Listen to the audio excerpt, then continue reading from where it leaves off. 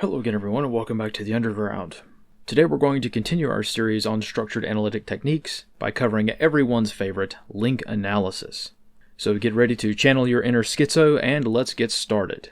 So what is link analysis? Well, in simple terms, this is just a way of visualizing relationships between entities, so a very broad definition. You can think of this as more along the lines of the game 6 Degrees of Separation, but for nerds, right? Every time the field of intelligence is featured in Hollywood, we inevitably have that one scene. One of the main characters standing alone in a dark room, brooding over pictures or pieces of paper that are tacked all over their wall, all of course connected by red string or some other kind of fairly messy arrangement. And that's generally what we think of when we think of link analysis. And to some degree, this is a general rough idea of how it works. The main discrepancy is that link analysis is not really the face of Intel work like it is in Hollywood. So of course Hollywood tries to play this up and try to make it out to look like link analysis is way more important and way more of a central focus point than it actually is. But having a super spy scroll around Microsoft Word all day doesn't really look too good on camera, so link analysis, even though it's just one of the many tools that are used, tends to be the face of Intel work in Hollywood, and because of that, even Intel guys can sometimes place a little bit more importance on link analysis than there should be. So what are the main advantages of conducting link analysis? Well, for one, link analysis is a fantastic way to determine what you have already researched. It is easy to look at a graph and see, oh, well, this one point here doesn't have any links to it, so maybe I should research that and see if I can link some of this stuff together. It's very easy and quick to see these missing links and either make the links yourself or conduct research in other ways, which we'll get to. Because of this, it helps to identify details that may have been missed earlier. It's really easy when you're juggling around a lot of random information. It's really easy to miss something. So if you start off by organizing your thoughts and kind of doing a mind map, which is a form of link analysis, if you were to put all of this information just right onto a graph, even if you're not making any links, if you just put it down on paper somewhere, it makes it a lot harder to miss something later on. And as we know, investigations and intel work and even just research is not necessarily a linear path a lot of the times. A lot of times you're going to circle back around to details that you may have missed in the beginning. You're going to have to adjust priors, right? Such as in the case of more Bayesian thinking. And link analysis is a way to reduce bias by putting everything down on paper so that we don't just ignore details that we haven't figured out. Oftentimes during the investigative process or the intel cycle or whatever, oftentimes we will have information or pieces of the puzzle that we can't really fit in just yet, right? We're trying to assemble a picture, we're trying to put together a puzzle, and sometimes we've got to set pieces aside for a second because we don't know how they factor in just yet. Well, if you were to use another analytic technique, it may be easy to forget details or subconsciously or even intentionally forget details that you haven't figured out. Human beings naturally want to be biased in this way. If we can't see how something factors in, we just ignore that detail. And when it comes to investigations, that's maybe not the best way to do it. So link analysis forces us to keep details that we don't understand yet right in front of our faces until we can figure out a link later on. So what about the disadvantages? Are there any reasons why link analysis wouldn't work or maybe isn't the best fit? Well, it really depends on the type of data that you're working with. So if you have the wrong kind of data, then maybe link analysis isn't the right solution. But one of the main disadvantages that I have come across personally over the years is that link analysis, because of the Hollywood factor, like I mentioned, even professional intel analysts want to look at stuff like this sometimes, and they might not understand that this is not the right tool. Sometimes it's better to understand that link analysis is not the tool that you need, rather than try to spin your tires and just bog down and not actually get any work done at all. And we'll talk about that in a bit as it becomes a little bit more clear how it's very easy to go way down deep in rabbit holes that aren't necessarily the most useful. But we'll talk about that in a moment because it's easier to have an example in front of us.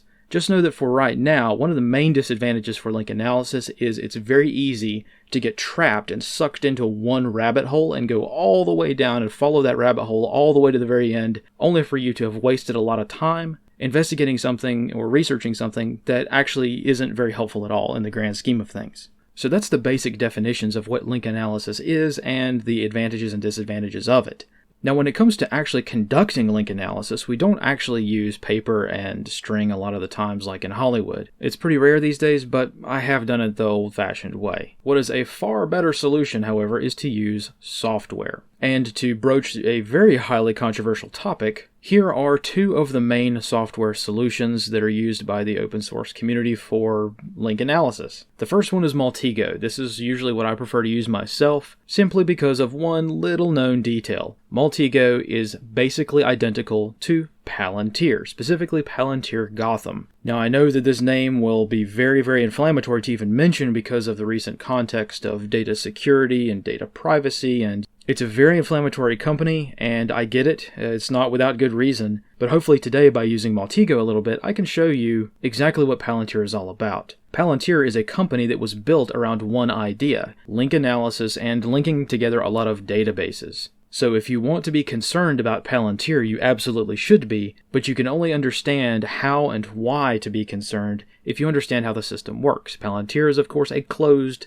ecosystem, right? They only sell their product to government and military sources, law enforcement, things like that. And because of this, the only people who know what Palantir actually is and what it does are people who have used it professionally. And trust me, that's a pretty short list. And I can tell you that as of 2025, Maltego it's much simpler. It doesn't have as many databases to pull information from, and it's obviously not tapped into the feds or anything like that. Maltego is basically just an open source version of a lot of the feeds that Palantir has organic to them. This distinction is important because of the extreme levels of fear surrounding Palantir and people not actually understanding what it's all about. Palantir Gotham is their version of a link analysis software suite. That's what it does. It was always suspected by myself and those who I knew who were Intel analysts at the time that Palantir actually stole the idea from Analyst Notebook, which is the same thing, right? It's basically just a graphical software program that allows you to put dots on a chart and link them all together. It's a little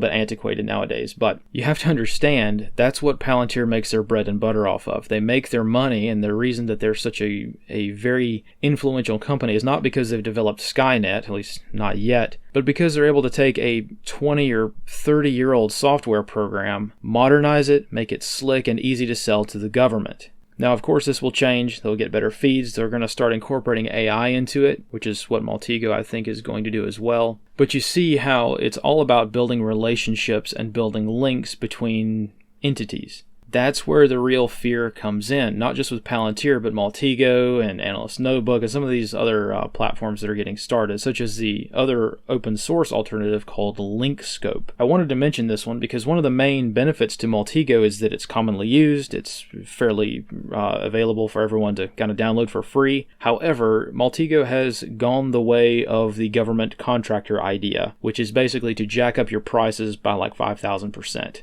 A professional license to Maltego used to be pretty cheap. Now it's over €6,000 a year just for a basic professional license. That's not even all they have to offer, so it's out of the range of everyone, including myself, so I just use the free version of Maltego. Now, understandably, there's a little bit of a social factor here. If you don't like what Maltego is doing, if you think it's pretty dirty and you want an open source alternative, there is one. It's called LinkScope. There hasn't been that much development on it lately, but it's very similar. If you install Maltego and you install LinkScope and you compare the two, it's going to be very familiar. Once you learn how to use LinkScope, Maltego, Palantir, Analyst Notebook, they're all basically within the realm of the same kind of ecosystem with each other. So for my link analysis software of choice, I prefer to use Maltego when I do link analysis, which is not often, but I think I'm probably going to start getting more into it, simply because I think that Maltego will work very, very well with the note-taking and research application that I use, which is Obsidian.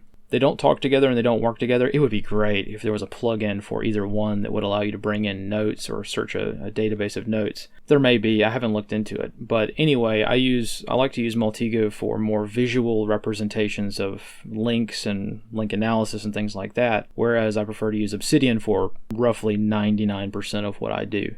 So that leads us to the best use cases for using something like Maltego to visually represent networks on a map. For me, there are two main ways that I use Maltego. The first way is the most common way, which is just simply visualizing research in real time. I can throw a bunch of ideas on the graph. I can throw a bunch of entities, names, locations, addresses, phone numbers. I can throw it all on the graph and start working the network from there. And like I said at the beginning, it's also helpful for knowing what I've researched already. So if I've got a list of names and associations, and I have one on the list that hasn't been researched, I can very quickly see that, both in a list format and also on a graph like you can see here. The second use for using Maltego specifically goes back to why it's important to understand what Palantir does and what LinkScope does and what Analyst Notebook does, right? All those other platforms. Because Maltego is not just a big whiteboard that you can scratch notes on, right? You can actually highlight things and use what they call transformations to conduct analysis of data points that you've put and analyze relationships between the two, pull in information from the web, and things like that. Again, this is why it's important to understand what Palantir does, because Maltego really relies on third-party API access. So if you want to conduct a lot of research and you want to use specific tools, there's probably a plugin for it on Maltego. It's got a lot of resources, but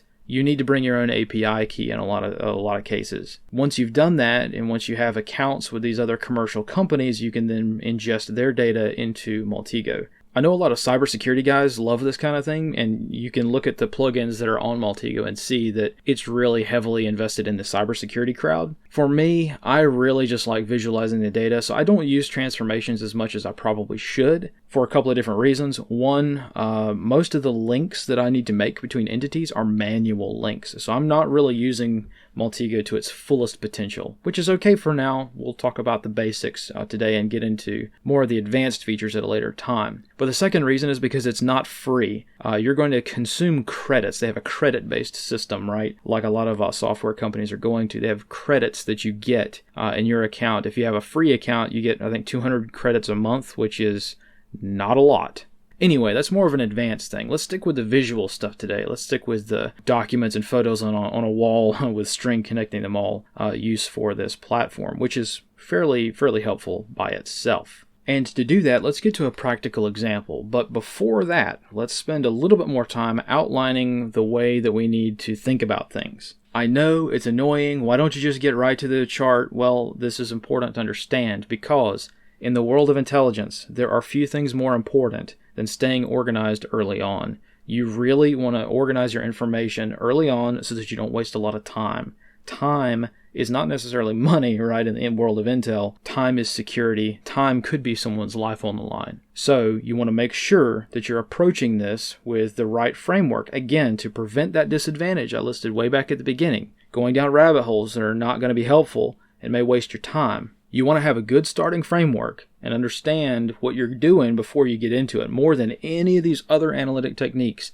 you really need to be cognizant and self-aware of what you're doing here. Trust me on this. I have wasted so much time myself going down endless rabbit holes that have been completely fruitless, and now the day is gone and, you don't have anything to show for it. So the starting framework that I like to use for link analysis is generally one of two things. In the Intel world, you're going to get tasked with things in two main ways. One, you're going to start with a question that needs to be answered.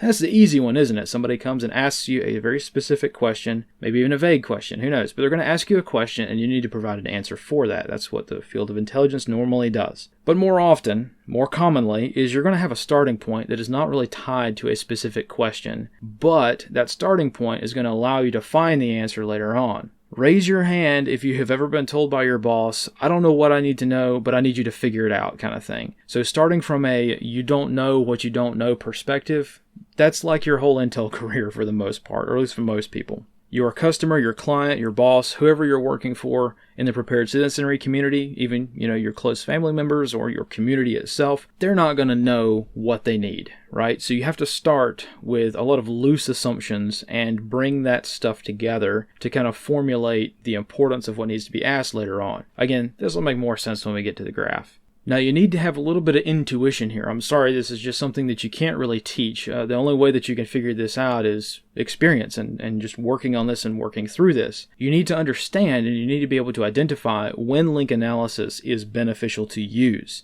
Otherwise, you're going to want to use link analysis for everything. And it's a slow process. And honestly, for a lot of the stuff you need to be researching and a lot of the information and intelligence you need to be processing, it's going to be a waste of time. So when is link analysis not a waste of time? When is it beneficial to do? Well, really, anytime you have networks of people, places, or things that can be linked together. If you've got a person and a business address and a phone number, and you've got a lot of that type of data, you can run it through your link analysis software. If you're tracking a terrorist, if you've got a terrorist and his buddies and their phone numbers, and you've got it all tied to an address or a series of addresses, these kinds of data points are very, very helpful. It doesn't necessarily need to be tied to a specific geographic coordinate. That would be helpful, but it's not necessary at this stage. Just know that when you see a lot of names, addresses, phone numbers, contact information, data points that we can put on a map, lots of different numbers that you may not see any pattern to, but there may be a pattern, right? That kind of stuff. That's when you're going to really get the most bang for your buck out of link analysis. When you don't want to use link analysis is when you're just doing a basic research project where there's going to be very, very complex ideas, theories, concepts, philosophy, anything to do with that. That's really not going to be useful for link analysis because you're going to put one point on your graph and then there's going to be everything linked to that one point, right? If you're trying to examine who's this guy's friends and who are his friends and the friends of friends and what about their family and where they work, do they work in the same building? You see how we're starting to think analytically and think along the lines of making links. Yeah, remember when I said that link analysis was pretty simple? Well, it can get pretty complicated. So if that doesn't scramble your noggin enough, let's actually look into the specific example I wanted to cover today, which is the Harjinder Singh murder investigation. So let's walk through this. I'm going to walk you all the way through this and show you what I have done over a period of, 8 to 10 man hours, and we'll see exactly what information I can do and how I can develop out this problem set. So for those of you who are watching this in the future, the brief summary of this incident is that last Tuesday, this individual was involved in a fatal traffic accident on the Florida Turnpike. 3 people were killed due to his negligent driving tactics where he was trying to pull a U-turn on the interstate, and a minivan was not able to stop in time. 3 people dead at the scene. Now, right up front, I personally identified this case as a good candidate for link analysis due to a few different reasons, right? So overall, I have quite a few questions that I'm very interested in investigating the answers to with regards to this case. I want to know, what's this guy's history? Was this a preventable accident? Can we prevent similar things from happening in the future? Things like this, right? And the way to get to a lot of the questions that I may not have answers to is to start somewhere. So what is the starting information? Well, we know the individual's name, Harjinder Singh. So we have a name. We already have an advantage, right? You would not believe the number of times I've had to start a link analysis by using John Doe, right? The fact that we have a name to start with is something. It doesn't sound like much, but it's a lot. And from there, we also have crime scene photos, in this case, which give us the ultimate jackpot, a U.S. Department of Transportation number. For those of you who are not aware, semi-trucks all around the United States are required to have a US DOT identification number. Usually it's going to be stenciled or painted on the door. And this number identifies the company that this individual or this truck belongs to. So right up front, before we touch any kind of link analysis software, what do we have? We have the driver's name, we have the name of the company that he was driving for, and we have the US DOT number. In this case, we also have the MC number. MC numbers, they're an old system. I think they're going to be replaced by US DOT numbers, so you can use that. We'll put it on the chart, but really we just need that US DOT number because then we can run that number through a bunch of databases and start to develop out this network. So now that we have this starting information, let me go ahead and bring up Maltego and we can run through this investigation in real time and see what we come up with. Alright everyone, here we are in Maltego. So I want to state right up front, this is not really a tutorial on this. This is more of kind of an overview, getting our feet wet with this type of platform. We just want to have a general framework for understanding, a general overview for how OSINT software, which is usually just link analysis software, works when it comes to conducting investigations. So I've got Maltego installed, everything's good to go, I've logged into my account. You've got to create an account with them even just to download this software, but don't worry, it's all free. You don't need to put any personal information in. You can just put anonymous information and you can still download it. But the reason that they have that login feature where you have to log in to use this platform, the reason for that is because all of these tools that you see here are going to be consuming credits when you use them.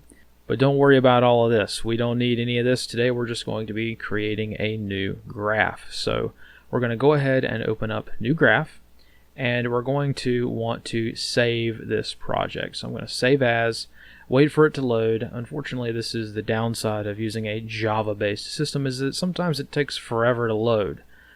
So you just kind of got to wait on it a little bit. So I'm going to name this one Harjinder Singh Investigation Test. I have a legitimate investigation folder. Every investigation that I do, I try to put in a folder, and this is because I like to organize things based on investigation names, sometimes dates, depending on what it is. But for this case, this is going to be a named investigation for me. And if I'm going to use a tool like Obsidian or some other kind of tool, if I need to download PDF documents or images, I need somewhere to save them, so I like to keep it all in the same folder. In this case, I also want to add to that same folder my Maltego products. Again, Maltego is not a one-stop shop for everything. You're going to need probably a lot of other tools which need a place to save files too. So I'm going to go ahead and save that. And here we are. We have a blank page. Now we can get to work. We can start our investigation, and the first step that we're going to do is vomit all of the information that we have onto this page, right? We're just going to data dump all of the information that we have right up front. It seems complicated, but it's really not. And in this case, what we're going to do is add a lot of entities, add a lot of things that we know to this blank page. And to do that, we're going to be using the entity palette right over here. Now, in the case that you accidentally close this out, a lot of the things in Maltego are not very intuitive.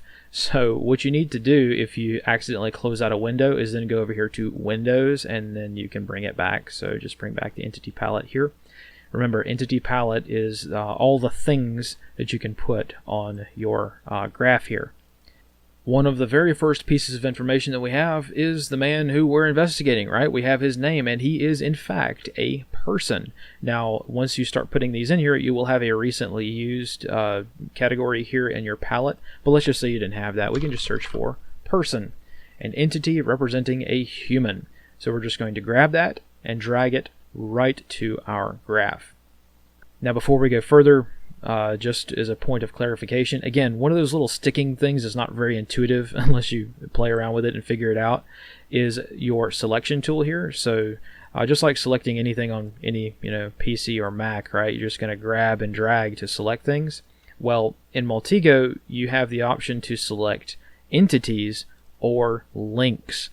So sometimes you might find that if you click the wrong thing, wait a minute, why is my thing not working here? I can't select Mr. John Doe here. Well, it's because you have to go to the Investigate tab and toggle back to Entity Selection. Same thing with links. We'll talk about that in a minute, but just as a little point of frustration for those of you who recently installed this, that's kind of how it works. But we've got a John Doe on our platform here, and what is John Doe going to be renamed to? We can do this one of two ways. We can just double tap the name here, Harjinder Singh, and we've simply named it. This is very handy for just hand jamming in a lot of people's names if you have to manually add a lot of different people.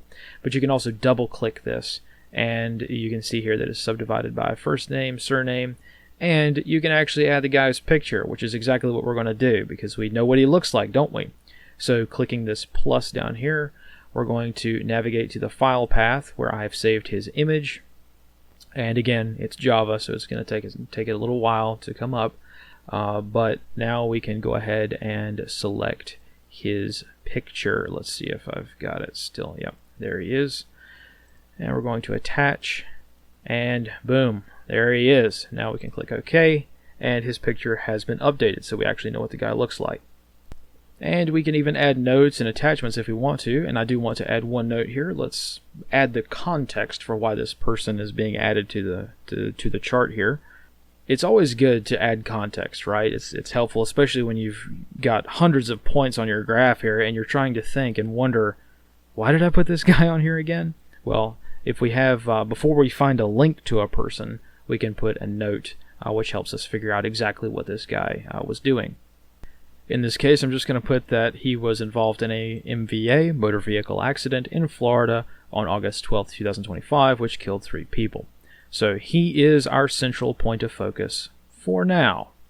So let's go back to our entity palette here and let's start adding some more stuff. So he wasn't just joyriding around, he had a company, right? So we're going to drag a company. We can, again, of course, search for the word company and it comes up there. But again, I've been adding a lot of these lately. So now one thing that I like to do, if you've got multiple monitors, if you like to nerd out like that, you can resize your monitors, which is what I like to do. I like to kind of squish everything together and then add in a web browser right next to it so that I can have a better workflow here. So let me go ahead and do that. Alright, so I've got my web browser up and running. We've got a good internet browser here to use to Google stuff and do some research. We've got Maltego up. And let me bring up one more, just kind of minimized, and that is Obsidian. So again, this shows the actual investigative process. I started off in Obsidian just taking notes regarding the carrier this guy worked for and the number and things like that, and a lot of those details regarding the companies. And I rapidly realized, hey, this would be a good job for Maltego. So having a canvas in Obsidian, or even just a text note as well, that's very handy for starting your initial brainstorming. And then once you realize the type of data, once you're able to identify that link analysis is a good candidate for your investigative process, you can then transfer over. So I've done some minimal research here in Obsidian. But before we get ahead of ourselves here, let me go ahead and finish putting in what I know. We don't want to start the investigation just yet. We don't want to start looking for links just yet. We want to put down all of the information that we have. And there's two things missing. One is the company name. In this case, we know that it is White Hawk Carriers, Inc. And we know that this company employed Mr. Harjinder Singh. So now that we have clicked off of everything, right, we don't have any entity selected, we can now click and drag to draw a link between this company and Mr. Harjinder Singh. Now, how you want to run the links depends on you. In my case, since this company employs him, he is an employee of this company, I'm going to draw it from the company to him, just in case we have any other coworkers or any other kind of employees that may come up. And in this case, I'm going to label this link employee. Okay. I can just leave the color, the standard default color. What I like to do personally, it's all just personal preference, right? And I personally like to leave it a sort of gray color just for a routine link that I'm not quite certain yet. We can see now that we have Mr. Harjinder Singh here. To move these items around on your graph, you have to click to select it, and then you can click and drag to move it around. Otherwise, you're going to start drawing links if you just grab it like that. So the same thing for the White Hawk Carriers here. Click select it and move it around. So this is how we can start to organize things. So what other information do we have? Well, we have that very important DOT ID number, don't we? Well, unfortunately, here in the Maltego palette, there is no such listing. There's no entity for DOT ID number. So we need to create one, right? And it's very simple. All we have to do is go to Entities, New Entity Type, and put in all of the information. In this case, we're going to make it a USDOT number. And you can put a description, whatever you want, and then you can choose an icon. In this case, let's click Browse here to choose some of the internal icons. Let's go with Transportation. Looking for a truck. Let's make this one a truck. Here we go. We'll make it a truck. And then we can click Next.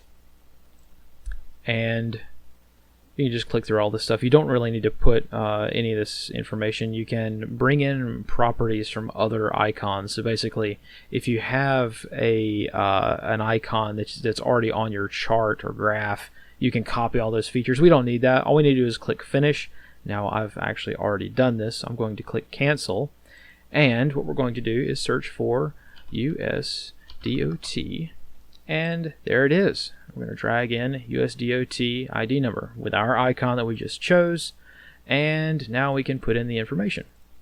So in this case, the number, let me grab it right quick from my PowerPoint here. And we'll put in this number right there. That's all you need to do. You can put in other details if you want, but it's not necessary.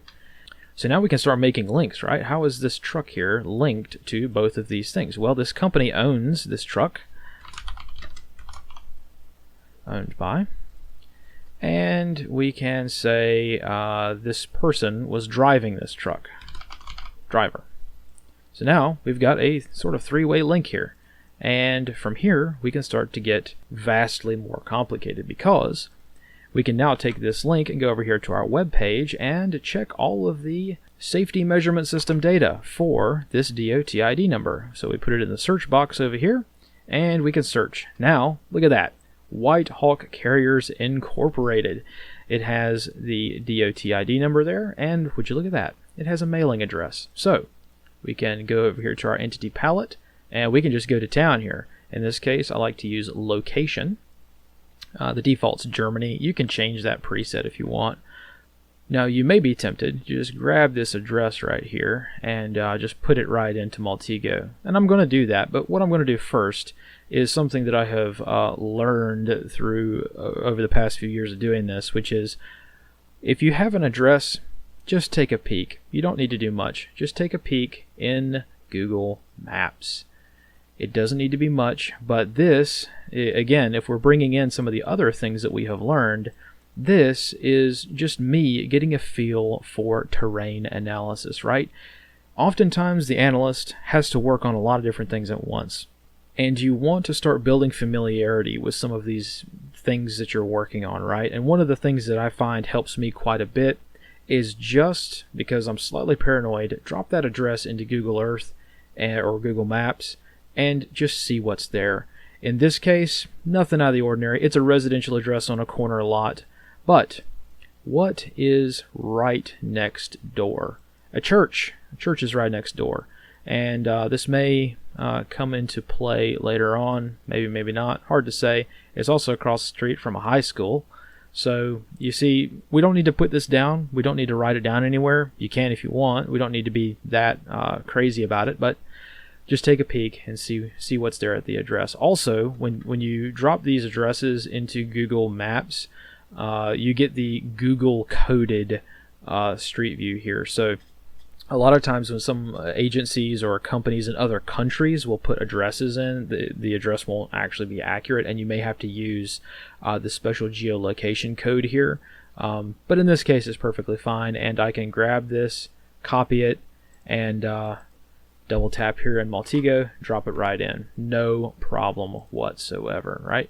And if you want to double check to make sure that this address is correct, you can, of course, double click on it, see the information that is in there with it, and yeah, you don't really need much more information. You can break it out like this if you wish. That might be helpful for more data analysis, but for now, again, we're keeping things simple. So, what is the context for adding this address to this chart here? Well, again, we're starting to add links. So this is the mailing address. And in this case, it's a residential address. Isn't that very interesting? So a trucking company is registered to somebody's house. Not entirely uncommon, exceptionally common for a lot of LLCs and businesses, especially out in California. But we can start to see that maybe that might become a factor later on. So if we just take a step back here, we can already start to see how our investigation is progressing, right? We started with this information. From that starting information, we have created links, and we have conducted research to start to build out the network. Now we can add in even more information, because obviously Mr. Harjinder Singh here does not own this company. Who does? Well, what I can do is grab the name of this company here using the analyst's favorite Control-C to copy and Control-V to paste on your keyboard. And where do I want to put this name? I want to put this name in bizprofile.net. This company, this agency, allows us to search to see who owns this company. So let's go ahead and Control-V to paste it in the box. Search, and would you look at that? This is our company. Now, we want to prevent bias, don't we? We want to make sure that this is, in fact, the correct company. So, take a look at this. You've got the same name, but there's also, other companies that may or may not be affiliated. But we can cross-reference this with the registered mailing address. And as we can see here, in this case, it's 2521 Acorn Lane, the same that was registered with the DOT. So now we know that this is the right company. And would you look at that? Navneet Kaur. We have a new person to add. So let's go ahead and drag a new person here. Navneet Kaur, don't know how to pronounce it, but either way, now we have a person to draw this to. Now, from this person, we can draw a link because they are the registered agent for this company. We're starting to add things out, and this mailing address is associated with them. So they are associated with this company at this mailing address in two different places, right? So now we've got this company is registered at this address, and this person is linked there too because they used this address when they filed for creating that company. So maybe redundant, maybe not, but it's about making links, right? So from here, we've got a few different options, don't we? It's all based on personal preference. Well, in this case, what I want to do, because I'm more concerned not necessarily about the employee who started all of this, I'm more concerned about the person who they were working for. Because this guy's in jail, right? And why is he in jail? Because it is assessed that he killed someone. So I can even put a crime in here, such as murder. Let's see here. The template is Germany.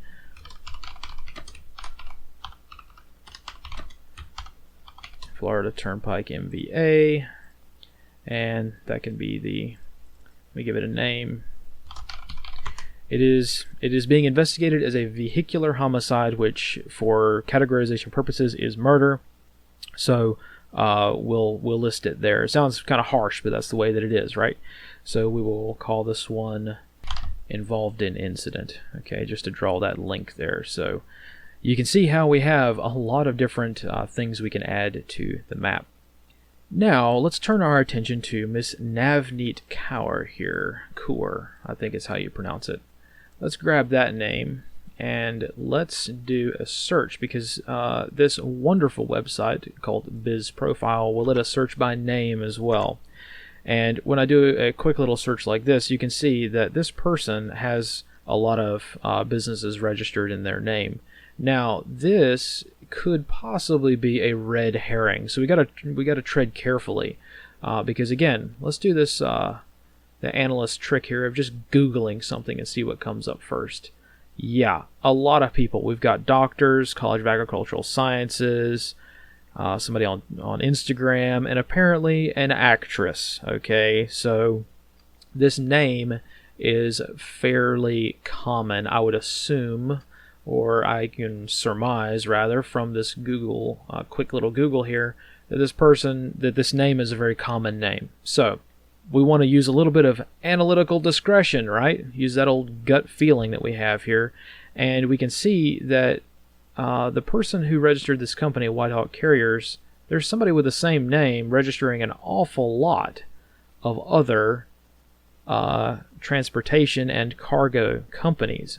So we can see where we're going with this. From this one person, we now have a lot of different links to investigate, and you can hand jam all of these in and cross-reference them, but really what you're probably going to want to do is use a little bit of analytical discretion in determining which ones go on here. Now, of course, you're interjecting yourself, you're interjecting your own analysis and bias potentially, so you want to make sure that you're making a good decision here, but remember, human beings are not perfect, right? So we've got to use a little bit of analytical discretion from time to time, and for instance, this person here who is a registered doctor in San Diego, that may be the same person, but maybe not. I don't know. This freight company in Union City, California, that's probably more likely. American Auto and E-Solutions, probably more along the lines of what we're looking for. But let's go ahead and just add the first one in here, which is another company called Shub Express. Let's see if we can just add this in real quick. Shub Express Incorporated, and again, we can add a link, registered agent, there we go, and again, Shub Express Incorporated, look at that, they have an address. Quick little analyst tool here, take a look at it on Google Maps. Alright, let's take a peek. Yeah, residential, so looks like a single family dwelling maybe, yeah, single family, residential business here in central, well, Yeah, Central California, just south of Sacramento. So, all right, we're starting to kind of get a better picture here. So let's go ahead and grab that address, drag a location over, paste the address, and mailing address. Now I know that for Maltego users who use this quite routinely, I may be annoying you greatly because this is all just personal preference, right? Most of this, all of this actually, I'm hand jamming in. I'm putting this in by hand. I'm doing all this manually. You can, if you so choose, use Maltego more as an investigation platform. So for instance, this is a person named Navneet Kaur, and if I select their name, right click, now I have all these transformations. I can search Google with their name. I can try to find email addresses associated with that name. I can do all this kind of stuff from within Maltego. Now we'll get to that. I don't want to downplay those features of this platform because that's kind of what sells this platform and warrants the thousands of dollars subscription to this per year for big companies. But for now, let's keep things simple, right? Let's just do some link analysis the old school way, just digitized, right? Now, as we can see here, I've gotten quite a few links here just from based off of our starting information here. I've gotten a few different things that we can link to. So what I can do is change the way this data is visualized by clicking these layout things over here, and I can choose different ways of organizing the data. See, I can make it seem a little bit more organized here. This is great for sharing your information. Remember, Intel is a client-based structure, right? Career, so you've got to make your information disseminatable or presentable to somebody who's not an Intel person. So if I were to, move these things around here and kind of make it messy and not really professional, like, what is this? This is stupid. Like, this looks horrible. But I can go ahead and click these different ways of visualizing this data, and depending on what the client wants or what they need, you can flex it that way. So really, it's just kind of an easy way, one click, to kind of do this sort of stuff. What I like to do is leave a nice clear space over whoever I'm working on. So in this case, I'm trying to add in Navneet Kaur's businesses, right? So I want to leave some open space here so I can just drag over and then make the links, and then every now and then just tap the organize button to kind of put everything into perspective here. But now again, we can just continue on because I'm trying to put in the businesses for Navneet Kaur, and I can show you what I've come up with over the past few hours of doing this. But again, we want to make sure that we're keeping the right perspective here. We want to make sure we're not wasting our time and just going down needless rabbit holes. If you're trying to develop a hierarchy to find out who really owns something or who's really in control, you see how the news media might be tempted to just stop at the driver. No, he's not. He's the end of the line, right? The actual person calling the shots is probably higher, and we haven't even gotten past this person yet. So this is why all of this emphasis on organization and why it's necessary to talk for so long about being aware of rabbit holes, because you can go down and you can start researching every little bit here, every little icon, every little thing, and then just waste a lot of time, right? So what I'm really trying to find out is who's ultimately responsible for this guy and what's the deal with this, because I've already identified many different companies. I need to put all of these in, but check this out. I can grab that address for the other company and say Shub Express Incorporated. Let's grab that address and put the address into Biz Profile, and let's see if there are any other companies registered at this address. And as we can see, yeah, there are quite a few companies registered at this address. So if you recall, when we were searching Miss Navneet Kaur's name, American Auto and E-Solutions came up, right? And it was associated with her. And now it's registered at the same address. Check that out. Is that not interesting? So now we're starting to develop these companies. So let's go ahead and drop this in. American Auto and E-Solutions, LLC. Sounds like a smorgasbord here. And some of you may know where I'm going with this as to why this is worth doing here in just a second. But let's go ahead and drop in the location. It's the same address, actually, so we don't actually need a new one. They're at this address. So it's the mailing address for American Auto and E-Solutions, and the registered agent is Navneet Kaur. So there we go. Now we're starting to build these links here. Now let me go ahead and click the organize button again.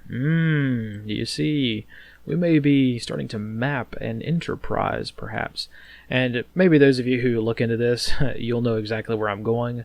What do we have going on here from this one guy who got into a car crash with this number on the side of his truck? We have identified, ladies and gentlemen, what I suspect to be the classic LLC shell game. That's right, it's probably a bunch of companies running under a bunch of different LLCs so they can get different DOT identification numbers. And to confirm that theory, let's just grab a name of one of these companies here. Let's grab Whitehawk, the original company we started with. And let's, I want to check something really quickly. Let's, instead of checking it in SMS, let's check a different database, the SAFER database, the U.S. Department of Transportation Federal Motor Carrier Safety Administration Safety and Fitness Electronic Records SAFER system. Wow, what a mouthful. Anyway, this is the DOT database that you can search for U.S. DOT ID numbers, the MC or MX number, again, which is being phased out, I think, but also the name. If you don't know the U.S. DOT ID number, you can search by names, which is pretty helpful for those people who may not be in compliance with making their US DOT number very visible on the side of their trucks. So if you have an investigation to conduct into a logistics or trucking company and you don't know what their DOT number is, but you know their name, you can search by name, which is helpful. So let's see here. We have Whitehawk Carriers Incorporated out of Ceres, California, which jives with the address that we have registered here, but there's also another one registered out of Sparks, Nevada. Maybe that's something else we can look into, right? Well, let's start with this one, for instance, and let's see, to confirm here, is that the same DOT identification number? It is 2866642, and we can see all of the information about this particular carrier. So we can confirm, yeah, same address. We can see the number of mileage that they have, what they're authorized to carry. A lot of stuff is not particularly useful, but we've got some other names to check, don't we? And I don't know the DOT identification number for Shube Express Incorporated. So let's go ahead and drop that one in. Okay, there's one in Lathrop, California. All right, so there we go. Now we've got some stuff to put in there. All right, check it out. The address, the physical address for this company, 1793 Holborn Drive. Look at that, same address. And now we have a US DOT identification number. Check that out. So we can add another one. And we can give this DOT number. Oh, and look at that. We've got a phone number too. That's pretty helpful. Got a phone number, not a physical handset. Just the number is fine for now. Check it out. Got a phone number. What do you think the chances are of this being a cell phone number? This is just some driver's phone number that they've probably used for other things too. Interesting. But anyway, yeah, so you can see how we can start adding these things in. Let's try American Auto and E Corporation just to see if this one comes up. It does not. So my suspicion is that it probably has that and symbol impacting the system. Yeah, it's not there. Interesting. So they are not a registered carrier. They may be actually like a repair place or something to do with trucking. But you can see how we're starting to develop the network. Now it's getting bigger, isn't it? So let's just take a break for a minute here. As fun and as interesting as this stuff is, we got to remember, or we've got to take a step back occasionally and ask ourselves, are we getting closer to the truth or are we getting further away? Are we getting closer to answering the question? Are we getting closer to completing the task we were given, or are we getting further away from the situation? And as you can see here, it's very easy for me to just take these addresses here and go back to, say, Biz Profile and just start running through these. And I can start adding names. See, there's Data Vault LLC. It's another company. And we have a whole different name here. So, if I get caught up in myself here, what I can do is I can just start adding in all these, random companies and linking these to the same address, and it's not particularly helpful. So that's just something to be mindful of. You want to make sure that you're not just sitting here and just crunching these numbers in. I mean, sometimes it helps, but this is the kind of thing that a junior analyst is going to be tasked with a lot of the time. So you just want to make sure that your guys aren't wasting their time here by going down these endless rabbit holes. You can do this all day long. Look at this. You can, like, it's just one to the next, to the next, to the next. Again, this is the LLC shell game. This is what the whole thing is designed for. They nest these LLCs within each other, and it just keeps going around in a circle. I guarantee you, if I search 5 more times, I'll end up with either bin Laden or Hitler at the end of this sort of thing. So you see how we can kind of get farther and farther away from the goal we were trying to reach. But if we just stick with the second degree of separation, which is the guy who caused the crash, the person who was a registered agent for his company, we can start to get a little bit more clear picture here, because this person seems to be quite central to this whole thing. And the cool part about Maltego is if we just zoom out, you can see how the icons become color-coded based on this legend down here at the bottom. So this is very early on in the investigation. I've taken, just a few minutes to do this, and this is what we've got. So this is the basic overview for how Maltego works, right? This is the basics of any link analysis software, from Palantir to Maltego, Analyst Notebook, or whatever else is out there. Most of them operate like this, and most of them have features so that you can click on things and use other kinds of utilities and tools to bring in external data and do all kinds of cool stuff like that. But really, the heart of the issue here is this link analysis part, right? Just visualizing all these links and having a quick way to kind of organize them in a way that's pretty cool to see. So with this in mind, let me continue working on this for a few more hours, and I will cut back when I have developed this out a little bit further than I have now, because obviously this takes some time. So let me give it some time, and I'll show you what I was able to come up with after a few hours worth of work. Alright, so here we are after a couple of hours worth of work, and as we can see, the network is quite a bit larger. And we can see the benefits of conducting link analysis, because even without me zooming in to show you what each of these things are, you can look down here at the legend to see what types of little bubbles here are on this chart, on the graph. And we can see, I'll just give you a little bit of a cheat here. This is the one that we started with. This is Mr. Harjinder Singh. And as we can see, he is actually out on the periphery of all of the information that we have. So in the grand scheme of things, we can actually see that Mr. Singh here is actually not that important. So if he's not the one that's important, or we should kind of focus on, who is? Well, we can see here that one person, one of those green dots, seems to be at the center of most of this. And who is that person? Well, we can see that this is one Navneet Kaur. So as we can see, even without knowing exactly who this is, we can just look at this and see that this is kind of a tangled web of what types of entities do we have. We have locations, we have companies, we have people. And as we can see, it's a pretty tangled web so far, but there's one central point of focus, this person right here, Navneet Kaur. Now we have to keep in mind that this is largely just due to my own research, right? So if I were to take any one of these other random people, could I possibly build out the same thing? Maybe, I don't know. Remember, work expands to fill the time allotted. If you have a lot of time to work on something, you're expected to produce more. And if you don't have a whole lot of time at all to do very much, then expectations should be managed appropriately, right? But overall, the analysts themselves has to be responsible for their own time, and you have to justify why you were looking into something, or why something has taken too long, or it's you're going to need more time to complete a task, right?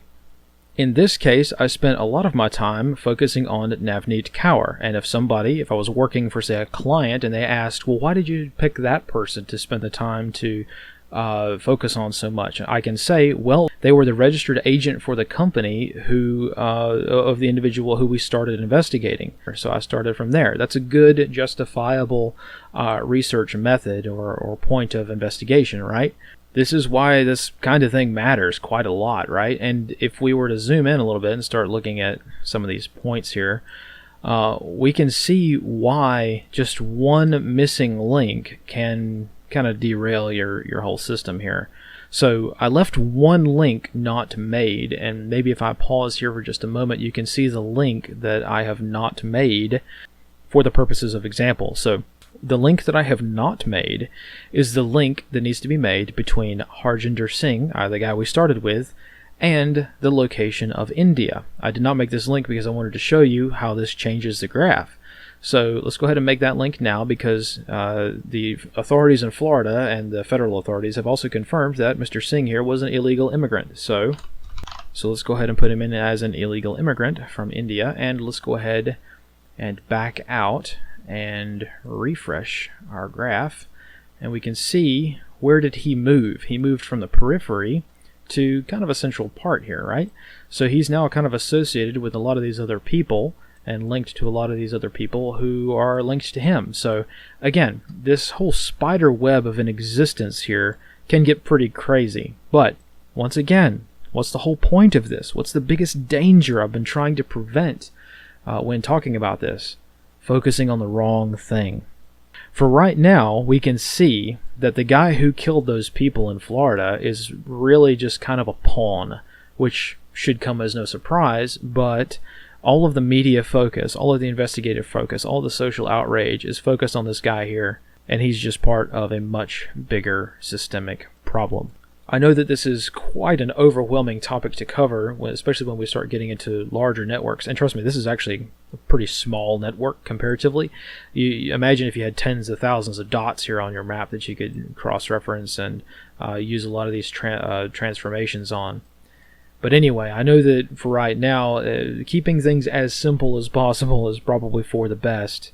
So let's go ahead and jump back to the slides, and we'll see if we actually got any closer to our goal by doing this line of work. Alright, so wrapping things up here, what have we learned?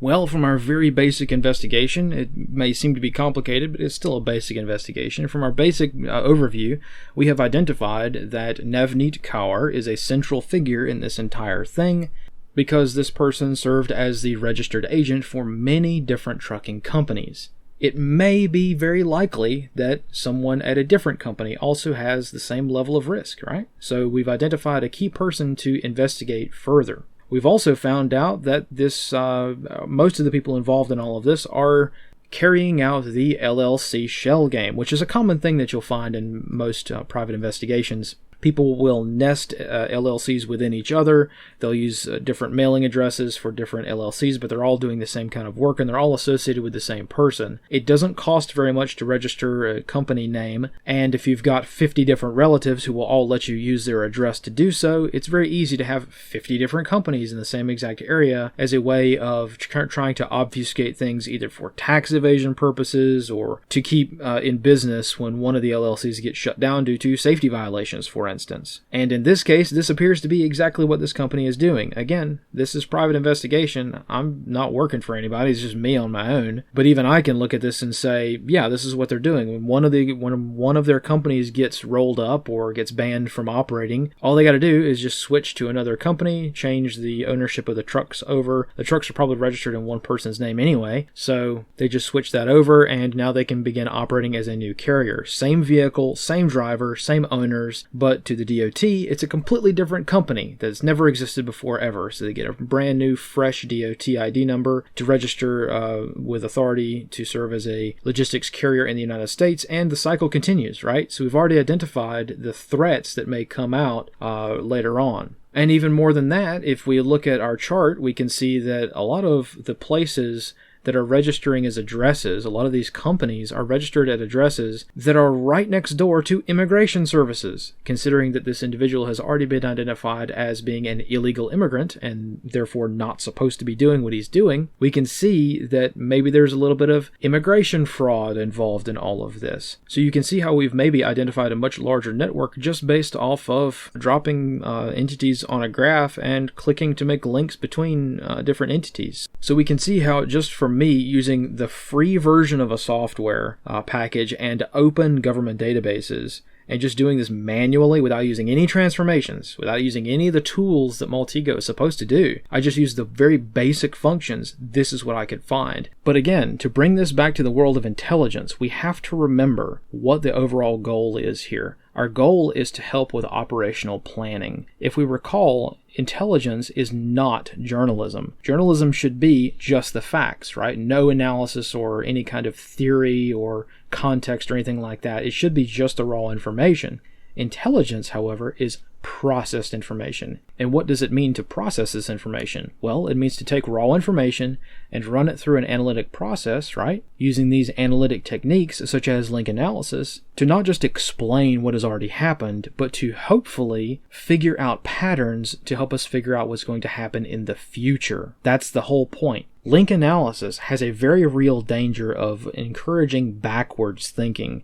It is very, very easy for me to sit here all day long and just put in addresses and company names and people's names into Maltego and not actually get to the meat of the matter. Diminishing returns is a huge thing with link analysis, and we have to remember that. Because what are we trying to do?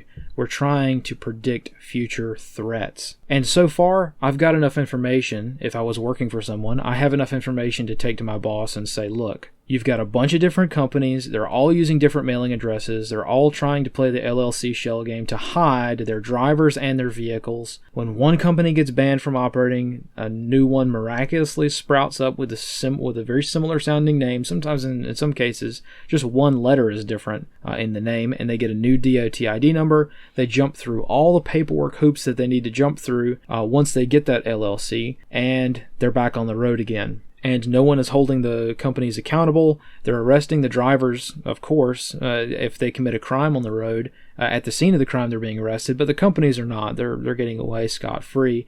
Oh, and just so you know, a lot of these companies are operating either at personal residences of family members, or they're operating in business parks where the business across the hall from, say, a trucking company happens to be an immigration services company. Oh, and the person who runs that company has the same last name. So we can see how this is all very much a hotbed of risk when it comes to, say, logistics and trucking, which again should not be surprising. But what is the overall assessment here? What is the overall piece of information that we can run with? Well, we now have a list of companies and persons of interest that may cause future fatal accidents. That is the very basic level of what we have done here today. We have gone from one guy who caused a traffic accident to identifying all of the other companies and persons of interest running those companies who may be engaging in similar behavior. And as we can see from this big yellow arrow here, now the work of Intel is done, or mostly done. The work of Intel is never done, but we can see now that this is no longer an S2 problem. This is now in the S3 shop, otherwise known as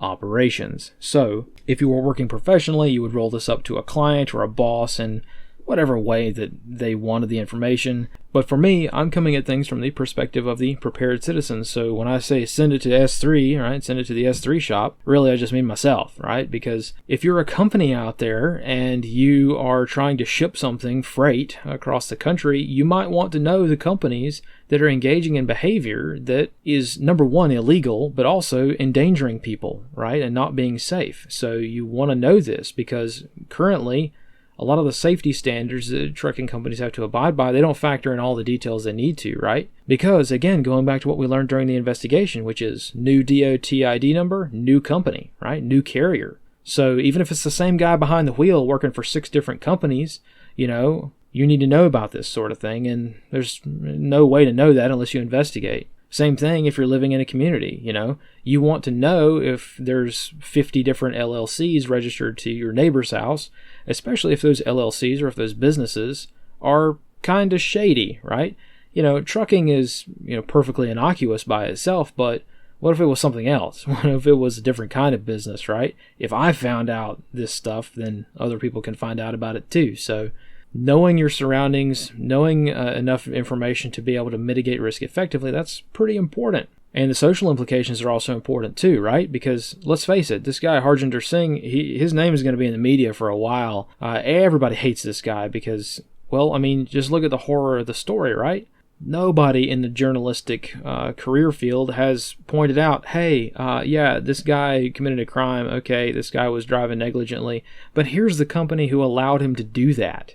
if you're going to be mad at this guy for killing all those people, then maybe it might be a good idea to be aware of the company that he worked for and the fact that those companies are just going to roll up and they're going to start again and the same people are going to be involved. So that's why it's worth investigating a lot of this stuff a lot of the time, because, you don't know what you're going to find. I had a hunch about what I was going to find, but I wanted to run through this exercise anyway because I think that it'll be very helpful, again, for identifying the other companies that are still out there. They're still just as dangerous. They're still employing the same exact people. You get one driver off the road, fine, but if there's a dozen people just like this guy who have the same level of driving skill and they work for the same companies, the risk is still pretty great. So I thought this was a good way to talk about link analysis and not just how it all works, but also some of the tools that we use and, more importantly, some of the pitfalls. I myself over the years have been very hesitant to use link analysis for very much.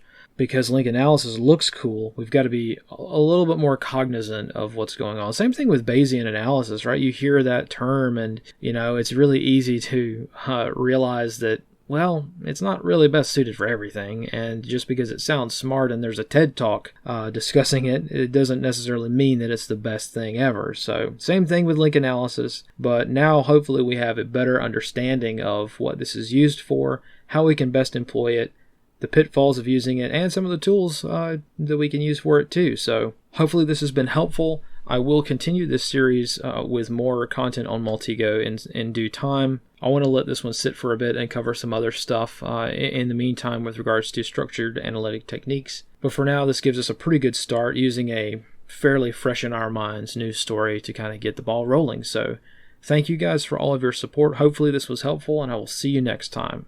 And as always, fight in the shade.